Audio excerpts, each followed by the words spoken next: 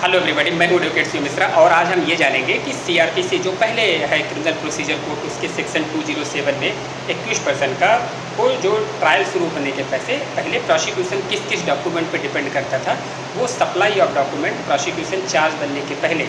वो accused person को दिया जाता था। तो इसके पहले सीआरपीसी में ये जो स्टेप था,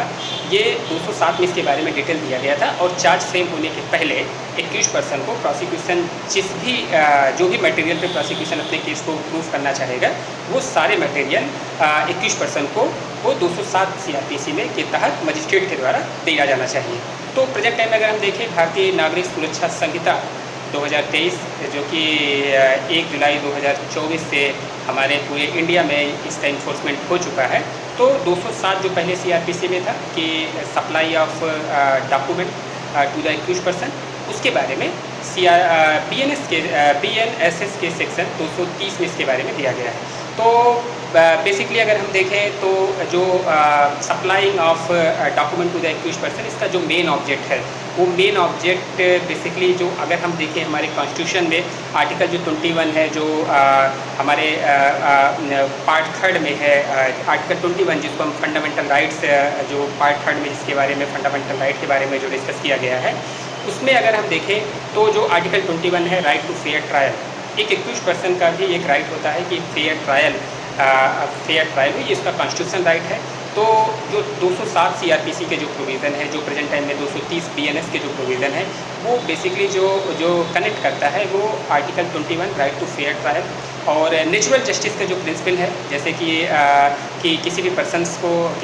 को एक प्रॉपर अपॉर्चुनिटी दिया जाए, प्रॉपर नेचुरल जस्टिस के प्रिंसिपल से भी वो कनेक्ट करता है। और देखो, दूसरी चीज़ ये है कि एक्यूज पर्सन अपना डिफेंस कर सके, इसके लिए ये ज़रूरी है कि उसके अगेंस्ट में प्रोसिक्यूशन कौन कौन से डॉक्यूमेंट प्रोसिक्यूशन ने दिए हैं, कौन कौन से ऐसे चार्जेस हैं जिससे वो अपना डिफेंस कर सके। इसके कारण से 207 जो सीआरपीसी है वो एक किसी भी पर्सन के ट्रायल के लिए सबसे ज़्यादा ज़रूरी होता है और उसको सारी कॉपीज़ उसको दी जाती है। अगर हम बात करें तो कुछ उसमें रिस्ट्रिक्शंस है। तो अगर हम पहले की बात करें, जैसे अगर किस कंडीशंस पे वो मजिस्ट्रेट सारी कॉपी, कभी कभी ऐसे होते हैं जैसे सीबीआई के जो इन्वेस्टिगेशन एजेंसी ढेर सारे पेपर्स देते हैं, ईडी के डायरेक्टर इन्फोर्समेंट जो है, बड़े बड़े घोटाले में ढेर सारे चार्जशीट, ढेर सारी चीज़ें, ढेर सारे ऑब्जेक्ट्स अगर प्रिपेयर होते हैं तो वो बहुत वैल्यूमस होता है, बहुत ज़्यादा भारी होती है। और कुछ ऑडियो वीडियो क्लिप्स होती हैं जो ज़रूरी नहीं होती कि उसको दिया जाए। तो अगर हम देखा जाए तो कुछ रिस्ट्रिक्शंस भी, ऐसा नहीं है कि सारी की सारी चीज़ें एक्यूज पर्सन को मिल ही जाएगी, उसका फंडामेंटल राइट है। अगर देखा जाए तो जो अगर वो वैल्यूमस है, बहुत ढेर सारी है, तो उसमें वो सॉफ्ट कॉपी में वो उसको दिया जा सकता है, आइदर पेन ड्राइव में दिया जा सकता है, उसको एक्यूज पर्सन को अप्लाइबल कराया जा सकता है, या फिर जो मजिस्ट्रेट है वो एक्यूज पर्सन को या फिर उसके एडवोकेट की प्रेजेंस में उसको दिखाया जा सकता है। जो ऑडियो वीडियो क्लिप है उसको उसके ऑब्जर्वेशंस के लिए उसको दिया भी जा सकता है। तो ये एक ग्राउंड होता है, ऐसा नहीं है। कभी कभी लोग कहते हैं टेलीफोनिक कन्वर्सेशंस हो गया या वीडियो क्लिप्स हो गया या हमारी चैट हो गई, इन सारी चीज़ों को अगर प्रोसिक्यूशन नहीं दे रहा है तो अगर हम करते हैं तो मजिस्ट्रेट अगर देखता है कि बहुत वैल्यूमस है, तो उस कंडीशंस में एक्यूज पर्सन को देने पूरा चीज़ें ना देने के लिए केवल उसके प्लीडर को या फिर उसको इंस्ट्रक्शन करने का केवल ऑर्डर पास करता है, उसको जरूरी नहीं कि कॉपी दी जाए। एक चीज़ और अगर हम देखें, अगर हम प्रोसिक्यूशन भी कभी कभी ऐसा होता है, जैसे बहुत सेंसिटिव मैटर्स होते हैं और कुछ एविडेंसेस अगर प्रोसिक्यूशन कलेक्ट करता है, तो प्रोसिक्यूशन 173 सब क्लॉज 6 में एक मजिस्ट्रेट के सामने एक एप्लीकेशन फाइल करता है कि इस मटेरियल्स को एक्यूज पर्सन को डिस्क्लोज ना किया जाए, क्योंकि इससे पब्लिक पेस में डिस्टर्बेंस हो सकती है या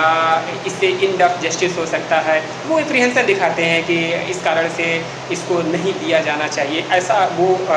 कभी कभी कुछ ऐसे डॉक्यूमेंट्स को जो नहीं चाहते हैं कि वो शो किया जाए, जिससे पब्लिक सेफ्टी के लिए या कोई रीजन्स जो भी प्रोसिक्यूशन देता है, तो वो रीजन दे के भी वो मजिस्ट्रेट के सामने प्रोसिक्यूशन कभी कभी ऐसा एप्लीकेशन भी देता है कि ये मटेरियल एक्यूज पर्सन को नहीं देने चाहिए। लेकिन हमेशा याद रखिए, फिर से वही सारी चीज़ें, अगर एक फंडामेंटल राइट है एक्यूज पर्सन का, right to fair trial, article 21 natural justice के प्रिंसिपल्स, और जो अगेंस्ट में हमारे प्रोसिक्यूशन जिस पे